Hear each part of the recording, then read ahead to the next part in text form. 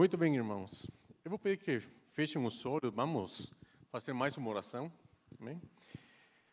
Pai querido, nós queremos te agradecer por esta noite, Senhor, e nós pedimos para que teu Espírito Santo venha nesta noite, abra nosso entendimento, prepare os nossos ouvidos e principalmente nossos corações para a tua palavra, Senhor. Que teu Espírito Santo venha estar trazendo revelação da tua palavra e que nesta noite nós possamos ser transformados por ela, Senhor. Que nós possamos ser libertos pela verdade que está contida na tua palavra e que possamos sair daqui cheios, completamente cheios do poder do teu Espírito Santo para glorificar teu nome, em nome de Jesus. Amém.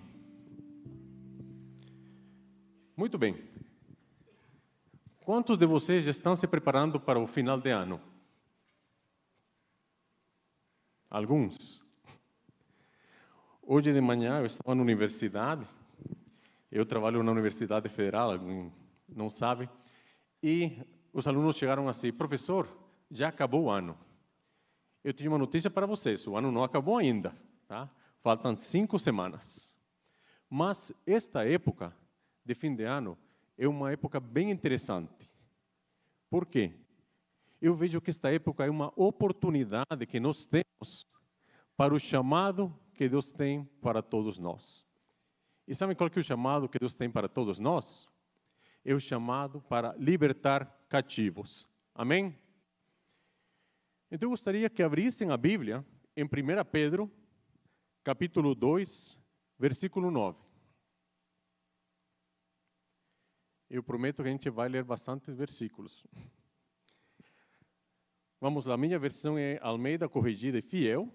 Diz assim: vocês, porém, são geração eleita, sacerdócio real, nação santa, povo de propriedade exclusiva de Deus, a fim de proclamar as virtudes daquele que os chamou das trevas para a sua maravilhosa luz.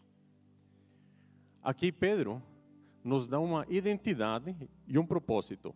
Ele diz o que é que nós somos, mas também nos diz para que nós fomos chamados, a fim de proclamar as virtudes daquele que os chamou das trevas para a sua maravilhosa luz.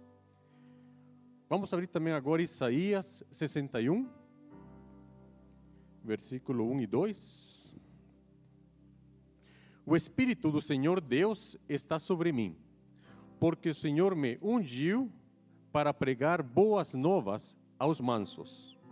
Enviou-me a restaurar os constritos de coração, a proclamar liberdade aos cativos e a abertura de prisão aos presos, a apregoar o ano aceitável do Senhor e o dia da vingança do nosso Deus, a consolar todos os tristes. Vemos aqui no verso 1 que, de novo, temos um propósito. O Espírito do Senhor Deus está sobre mim, porque o Senhor me ungiu para pregar boas novas. Pregar boas novas é o nosso chamado para libertar cativos. Todos nós temos um chamado, que é libertar cativos. Mas muito mais do que um chamado, todos nós, você querendo ou não, estamos envolvidos numa luta, numa guerra espiritual. Porque o império das trevas não quer que a gente cumpra com esse chamado. Vamos abrir então mais um versículo aqui. 2 Coríntios 4:4.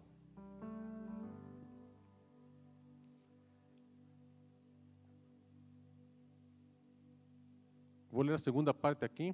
O Deus desta era cegou o entendimento dos descrentes.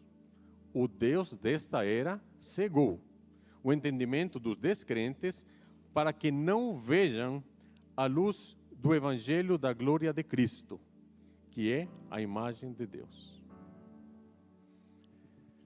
Então, vocês podem observar que se nós juntamos esses 3 versículos, nós podemos ver que nós estamos numa guerra. E essa guerra é uma guerra de dimensões globais. Nós terminamos semana passada uma série sobre batalha espiritual. Quantos de vocês foram edificados por essa série? Amém. Agora estou convocando vocês para uma nova batalha. É uma batalha diária. E eu tenho certeza de que esta noite o Espírito Santo vai renovar o nosso entendimento e que vamos sair capacitados para essa guerra. Vamos sair cheios do Espírito Santo e vamos sair sendo mais do que vencedores. E o Deus de paz vai esmagar Satanás debaixo dos nossos pés. Amém? Amém. Recebe essa palavra. Recebe essa palavra. E vocês sabem que tudo começou lá no Éden. Deus criou tudo. E Ele criou tudo bom. Mas o diabo veio e enganou Eva com uma mentira. E transformou a verdade de Deus, ou sua palavra de Deus, que era não comer do fruto da árvore do conhecimento do bem e do mal. E o diabo fala, mas não é bem assim, você não vai morrer se você comer esse fruto. Quando Deus tinha falado que certamente iria morrer. O diabo transforma a verdade em mentira. Mas o nosso Senhor pega a mentira do diabo e pela verdade vai transformar e vai fazer este mundo retornar a seu reino. Amém? Porque a proclamação do Evangelho, essa luta espiritual, na verdade se trata sobre quem governa. Quem governa? Vocês devem lembrar que Jesus, quando foi levado pelo Espírito Santo ao deserto, e o diabo tentou ele, na última oportunidade, ou na última vez que está descrito nos Evangelhos, nós temos o diabo mostrando todos os reinos. E fala, se me adorares, eu te darei os reinos, porque são meus. E Jesus não desmente o diabo, mas ele utiliza a palavra para falar, adorarás unicamente ao Senhor teu Deus. E a gente percebe então que na cruz Jesus recupera esses reinos, recupera o domínio sobre a terra. E a mensagem mais importante dessa guerra é que o Senhor reina. Paulo em Romanos, capítulo 10, verso 14, escreve: como, pois, invocarão aquele que não há ouvido? E como crerão se não há quem predique? E como predicarão se não tem quem for enviado? E quão formosos ou quão lindos são os pés daqueles que anunciam as boas novas. Mas Paulo, ele está citando um texto de Isaías. E quando a gente vai lá em Isaías 57 e observa como é que Isaías termina esse versículo, as boas novas são: o teu Senhor reina. O teu Senhor reina. Eu quero trazer uma palavra de consolo para vocês nesta noite. O nosso Senhor reina. O nosso Senhor reina. E estamos numa batalha espiritual, estamos numa luta espiritual, mas o Senhor reina. Amém?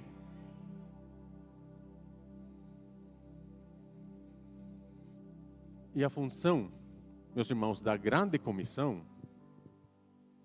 é proclamar que o nosso Senhor reina e recuperar aquilo que se perdeu lá no Éden. Por isso é uma luta espiritual.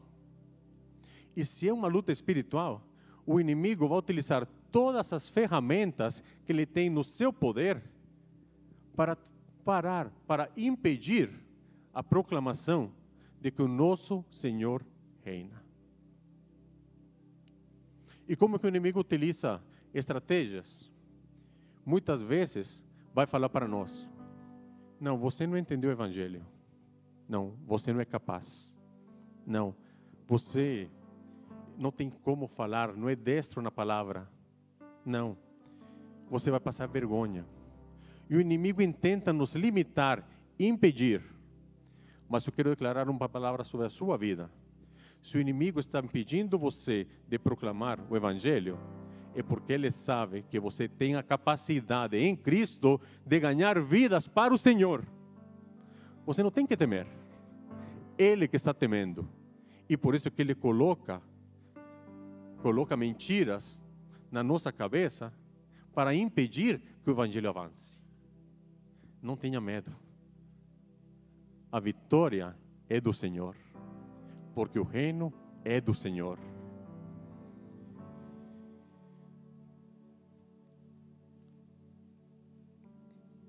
Nós fomos chamados para libertar cativos da mão do diabo. Eu gostaria que abrissem neste momento 2 Timóteo 2, vamos ler do versículo 24, versículo 26. E ao servo do Senhor não convém contender, ou brigar, ou discutir, mas sim ser manso para com todos, apto para ensinar, sofredor, instruindo com mansidão a quem? Aos que resistem, e ver se porventura Deus lhes dará arrependimento para conhecerem a verdade e tornarem a despertar, desprendendo-se dos laços do diabo, em que a vontade dele estão presos. Vemos aqui que Paulo está instruindo Timóteo e diz que aqueles que não conhecem o Senhor estão no laço do diabo. E que todo servo do Senhor, quantos servos do Senhor tem aqui nesta noite? Amém. Então a nossa responsabilidade como servo do Senhor, sermos mansos e estar aptos para ensinar. Instruindo como? Com mansidão, com amor. Com amor àqueles que resistem ao Senhor. Por isso comento para vocês que nesta época de final de ano é uma ótima oportunidade para entrar nessa guerra com a força do Senhor. Porque vamos estar rodeados de quê?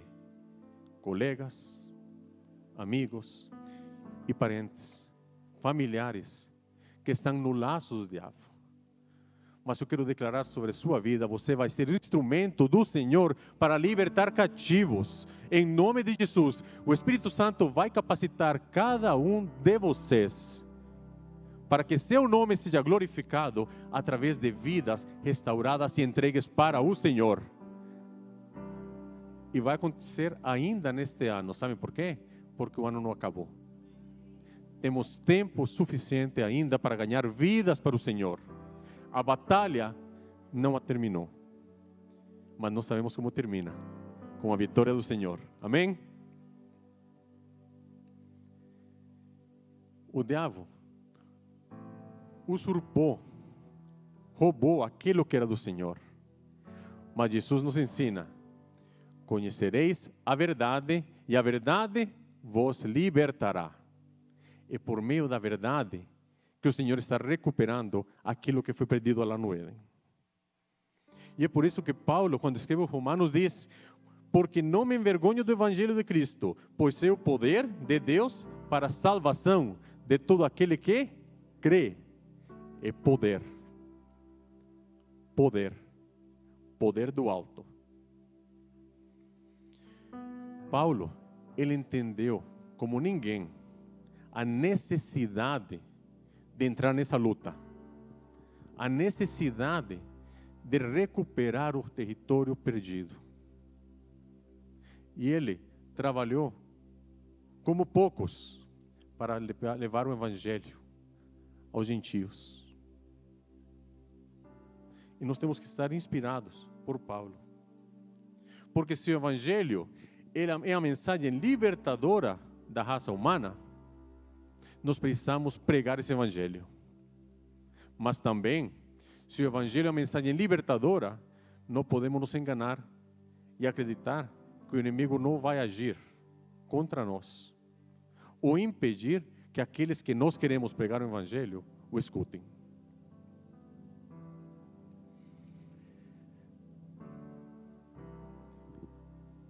Deus mostra o propósito específico para Paulo. Mas vocês vão observar que o propósito que Deus mostrou para Paulo, que está aqui em Atos, é o mesmo propósito que nós já lemos. Lá em Atos 26, 18, Paulo escreve qual era a sua missão. Deus falou para ele, para lhes abrires os olhos e das trevas os converteres à luz e do poder de Satanás a Deus, a fim que recebam a remissão de pecados e herança entre os que são santificados pela fé em mim.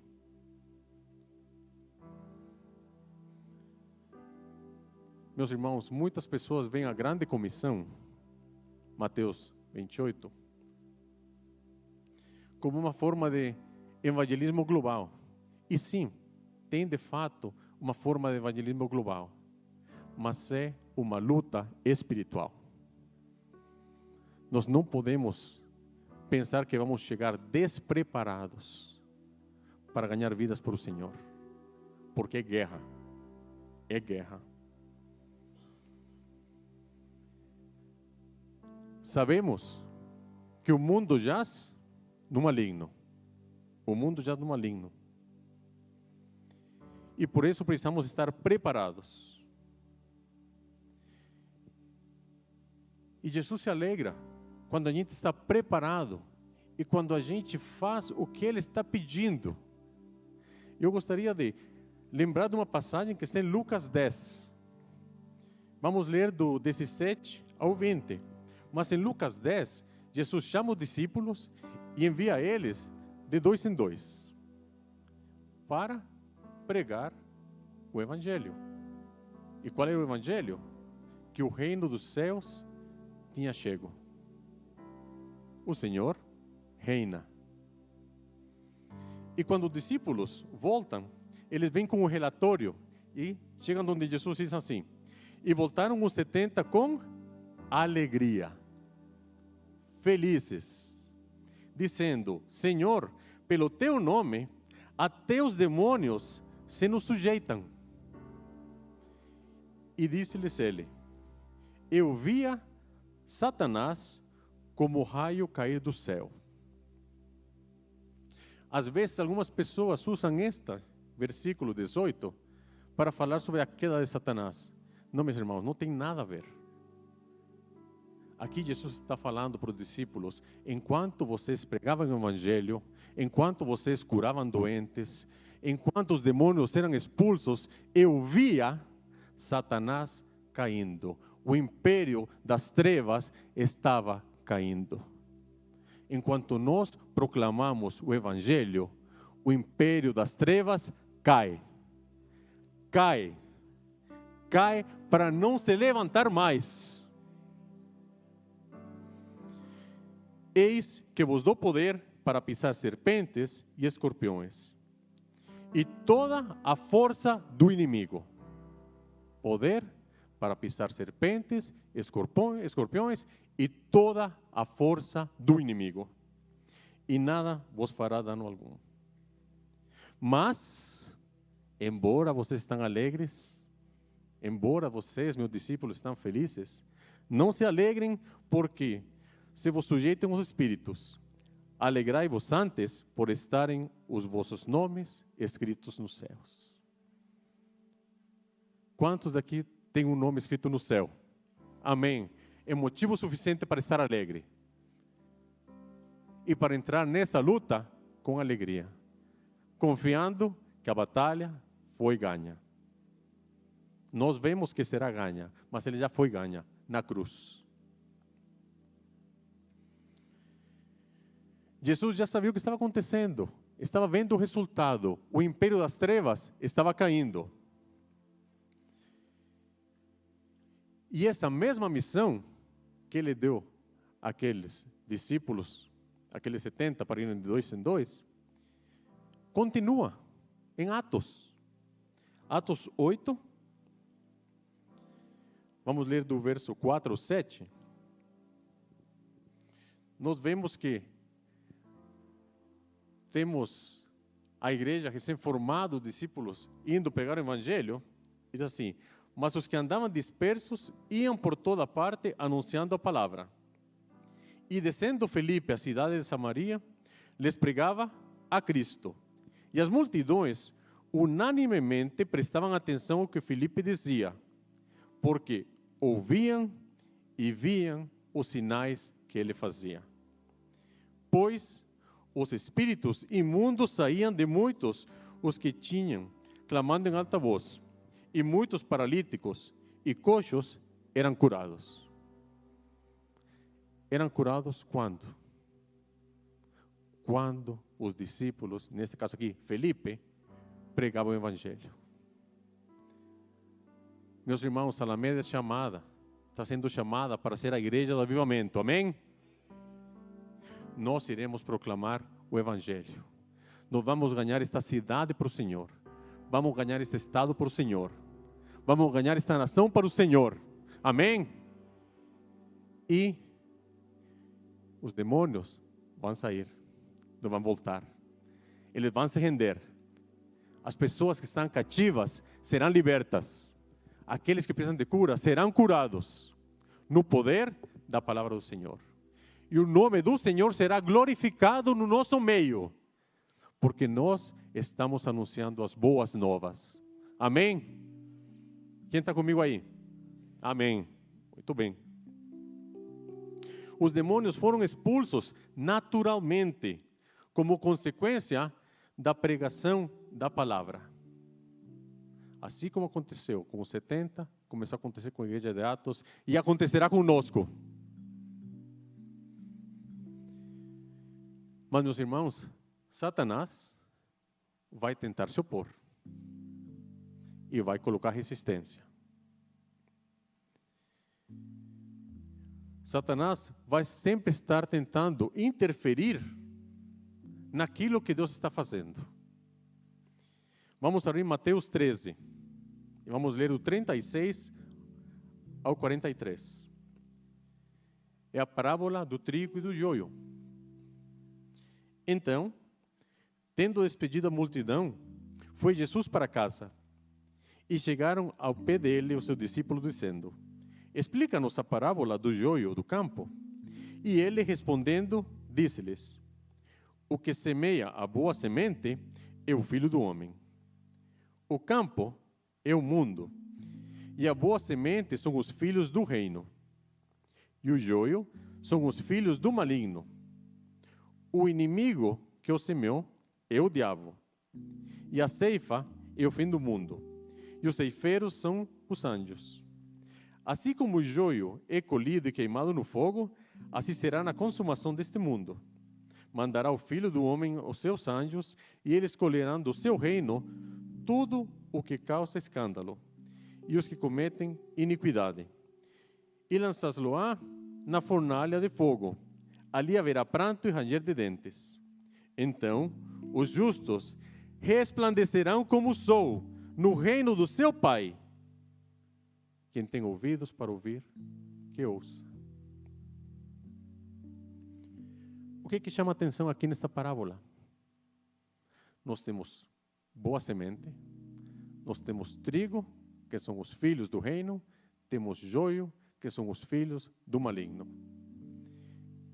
E às vezes nós pensamos, na igreja tem trigo e tem joio, mas o Senhor aqui está se referindo ao mundo. Ao mundo. Não se enganem, meus irmãos. No mundo tem filhos do maligno, sim, colocados pelo diabo para atrapalhar a obra que o Senhor quer fazer naqueles que nós estamos proclamando o Evangelho. É luta, é guerra.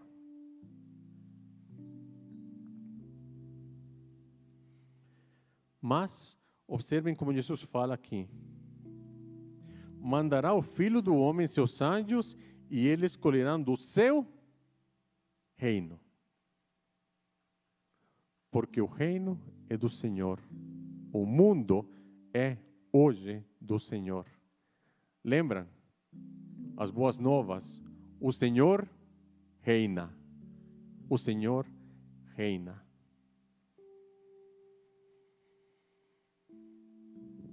No mundo tem pessoas infiltradas. E precisamos da capacitação do Espírito Santo. uma dependência total do Espírito Santo para poder entender, para poder entrar nessa batalha e resistir ao diabo nessa luta, nessa batalha. Podemos ver esse trabalho num evento narrado aqui no livro de Atos, mais uma vez, no capítulo 8. Tem um certo homem chamado Simão, que era um mago. E o texto diz que esse Simão, que era um mago, fazia grandes prodígios e sinais, e as pessoas achavam que ele fazia no nome de Deus. Olha o engano. Ele fazia seus prodígios e sinais em nome de Deus. Mas quando Felipe chega lá e começa a proclamar as boas do reino de Deus e do nome de Jesus, muitas pessoas acabam sendo batizadas. E até Simão diz que creu e foi batizado. Mas, na verdade, o coração dele não estava no Senhor. Porque quando ele viu que os discípulos se impunham as mãos e que vinha poder do Espírito Santo sobre aquele que os discípulos se impunham as mãos, ele queria comprar esse poder. A gente não precisa comprar poder nenhum. O Senhor sabe aqueles que são seus. E o Senhor nos sela com o seu Espírito. Então, eu quero falar para você. Você já foi selado pelo Espírito Santo. Você tem o selo do Espírito Santo. E se você tem o selo do Espírito Santo, você tem tudo o que precisa para trabalhar para o Senhor. Tudo.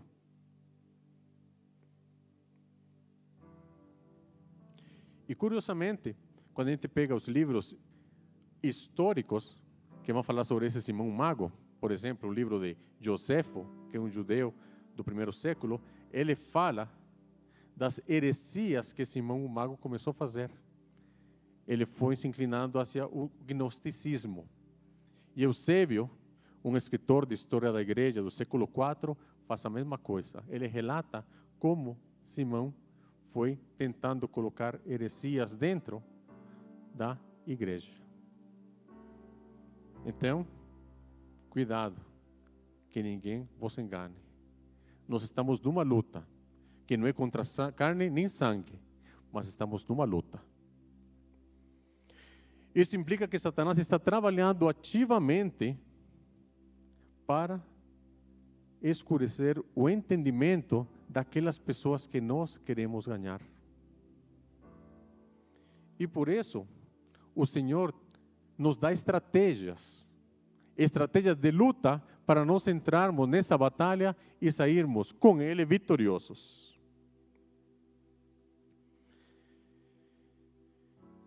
Antes de entrar nessas ferramentas, temos que entender que o próprio Satanás se veste como anjo de luz. Paulo afirma isso em 2 Coríntios 11. E não é maravilha porque o próprio Satanás se transfigura em anjo de luz. E sabe onde nós podemos observar mais uma vez esse exemplo? No livro de Atos. Atos 16, versículo 16. E aconteceu que, indo nós à oração, nos saiu ao encontro uma jovem que tinha um espírito de adivinação, a qual, adivinhando, dava grande lucro a seus senhores. Esta, seguindo a Paulo e a nós, clamava dizendo: estes homens que nos anunciam o caminho da salvação são servos do Deus Altíssimo. Aí eu pergunto para vocês, a moça estava falando uma mentira ou estava falando uma verdade? Era verdade. Paulo e os que estavam com ele estavam mostrando o caminho da salvação. Mas Lucas relata que ela tinha um espírito de adivinação. Satanás se vestindo como anjo de luz para não ser reconhecido. E vemos que no texto que ela fez isso por muitos dias, Mas Paulo, perturbado, voltou-se e disse ao espírito: em nome de Jesus, te mando que saias dela. Cuidado, o diabo se veste como anjo de luz. E por isso nós precisamos ser cheios da palavra de Deus e cheios do Espírito Santo, para poder discernir. Nós cantamos um dos louvores de hoje que quando o reino chega, as trevas se dispersam.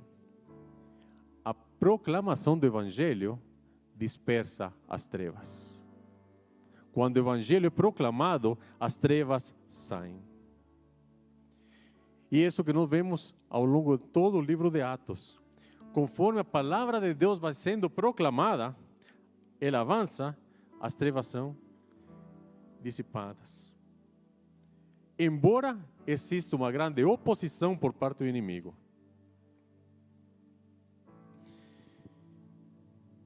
Podemos ver em Atos 19, 18 e 20, exemplo de como as práticas ocultas começaram a desaparecer no momento em que o Evangelho foi pregado. Atos 19, 18.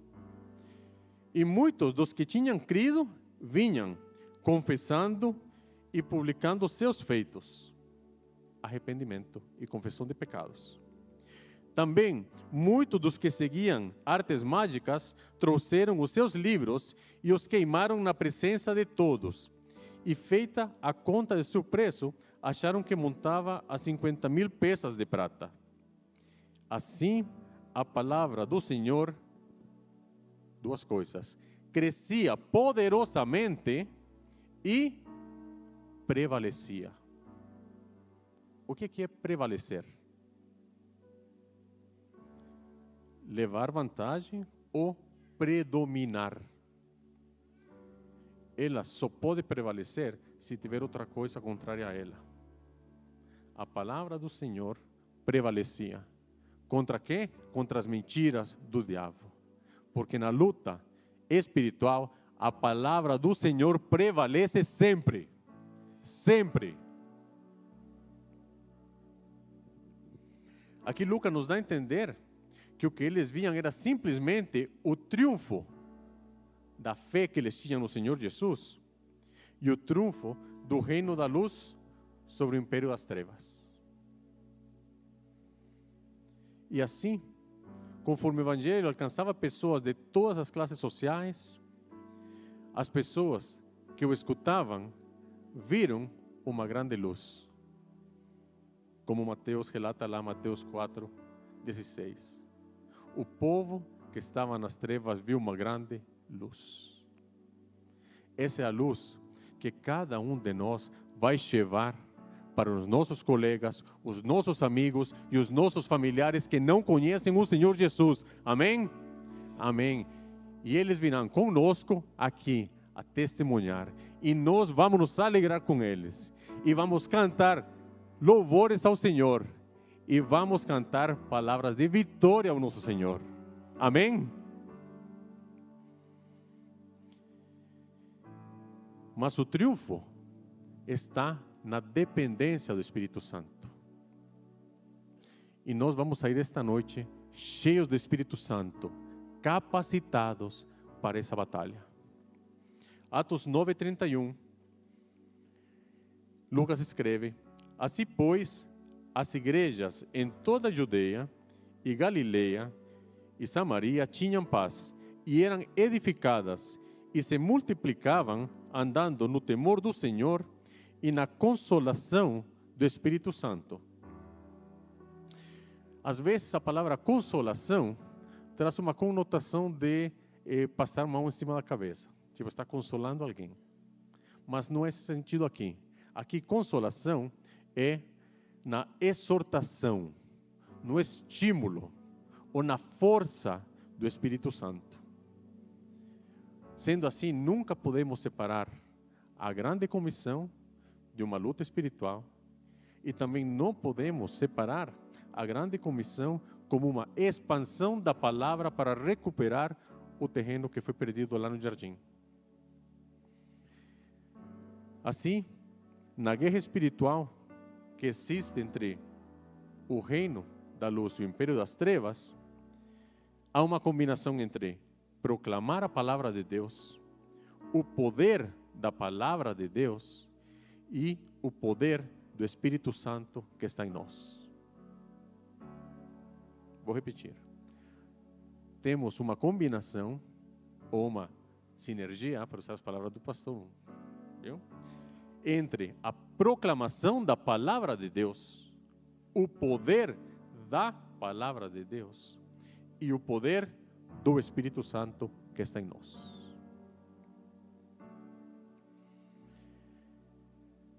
Cristo, o nosso Senhor Jesus Cristo, ele dependeu totalmente do Espírito Santo. Tanto que o início do seu ministério começa com o Espírito vindo sobre ele. E quando ele vai na sinagoga e abre o texto, ele abre Isaías 61, que nós lemos. O Espírito do Senhor está sobre mim. Meus irmãos, o Espírito do Senhor não está sobre nós. O Espírito do Senhor está em nós. Em nós. Pode falar assim para a pessoa que está do teu lado. O Espírito Santo está em você. Agora pode falar para a pessoa que está do outro lado. O Espírito Santo está em você. Nós temos tudo o que nós precisamos.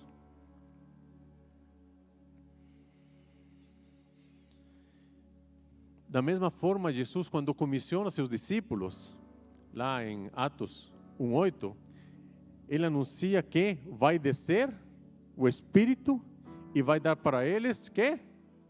Poder. Poder. Para quê? Para anunciar o Evangelho.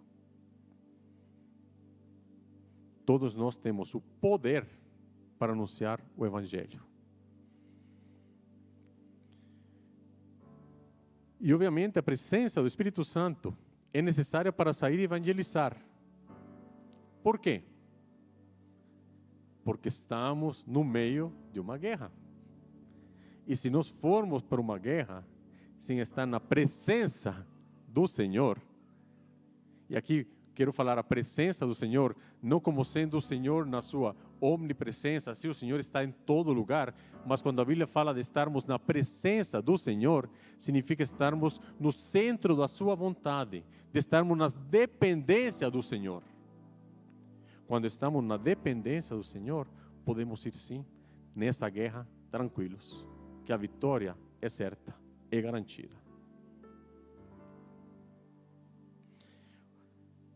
Vamos abrir aí Atos 4, versículo 31. Já estou quase terminando aqui.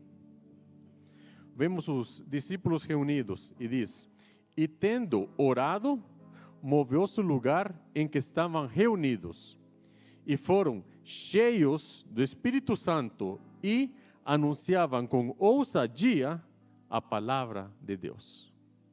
Observem a conexão que temos aqui de palavras. Primeiro, tendo orado. Primeiro, a oração, meus irmãos, é fundamental. A oração é fundamental. Depois de terem orado, foram o quê? Cheios.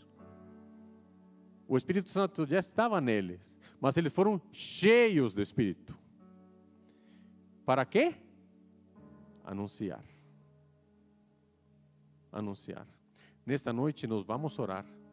Nesta noite todos nós vamos ser cheios mais uma vez do Espírito Santo e vamos sair aqui prontos e capacitados para anunciar, porque todos nós fomos chamados para libertar cativos.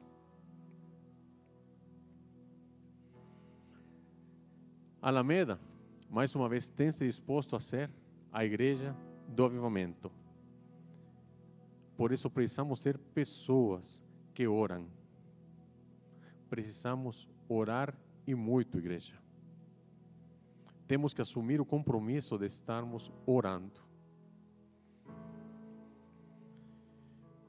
A oração deve preceder o avivamento. E temos que clamar para sermos cheios do Espírito Santo.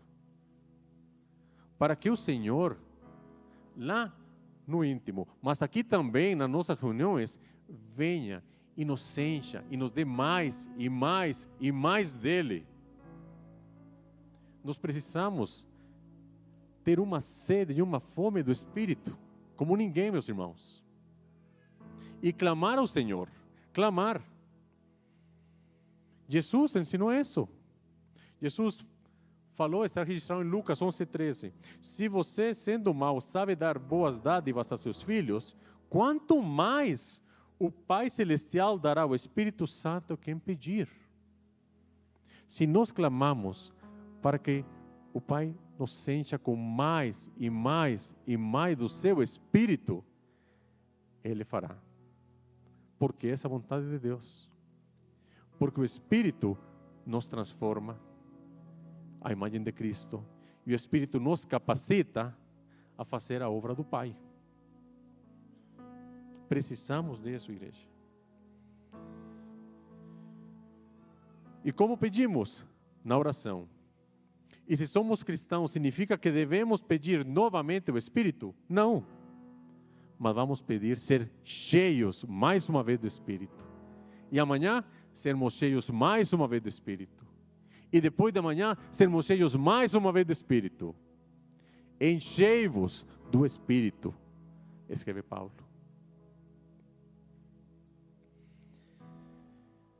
E em Atos 4:31, então, lemos sobre esse enchimento do Espírito. E 2 versículos depois, no 33, diz assim: e os apóstolos davam com grande poder testemunho da ressurreição do Senhor Jesus, e em todos eles havia abundante graça. Então nós temos aqui outra conexão entre ser cheio do Espírito Santo, ter poder para testemunhar e termos graça abundante. A graça estava com todos eles, meus irmãos. E isso é tremendo. Recebemos a graça do Senhor diariamente em nossas vidas, é tremendo. Sem a dependência do Espírito Santo, a gente não ganha nenhuma luta, nenhuma batalha. Em nenhuma área das nossas vidas, e muito menos na luta lá fora para ganhar vidas por o Senhor. E Satanás conhece a diferença entre um cristão cheio do Espírito Santo e aquele no qual o Espírito não opera eficazmente. Mas ele também sabe a diferença entre um cristão que ora e um cristão que anda na dependência do Senhor. E aí ele foge. Nós somos chamados a ser esse povo, povo que ora e povo que anda na dependência do Senhor.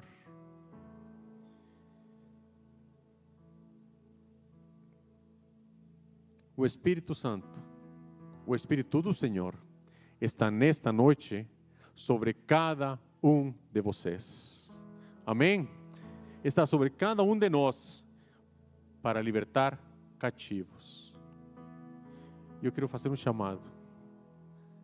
Se você quer ser cheio mais uma vez do Espírito Santo, se você quer sair esta noite cheio do Espírito Santo e capacitado para sair e libertar cativos, para proclamar as boas novas do Senhor, pode ficar em pé e pode vir aqui na frente.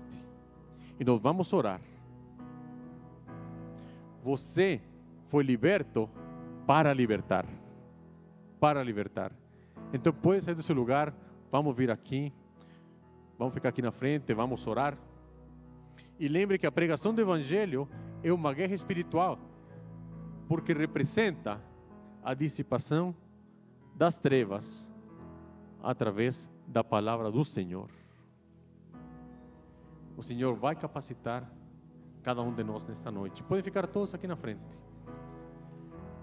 Vou pedir para os intercessores virem aqui. Você na sua casa, está nos assistindo, pode ficar em pé ou pode se ajoelhar. Vamos estar orando também. Coloque suas mãos assim, abertas. Pai bendito, nós te agradecemos, Senhor. Te agradecemos porque nós homens e mulheres fracos, Senhor, fomos chamados para anunciar as boas novas.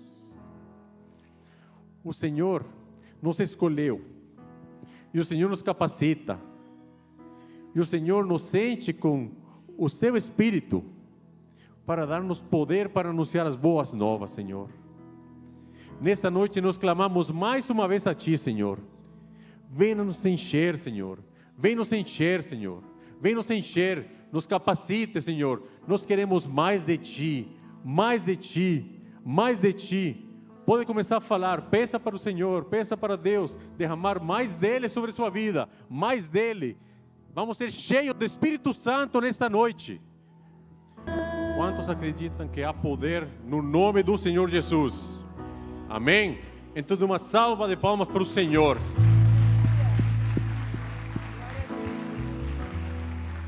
Pai bendito, nós te agradecemos por esta palavra, Senhor, e pedimos que ela venha frutificar nos nossos corações, Senhor.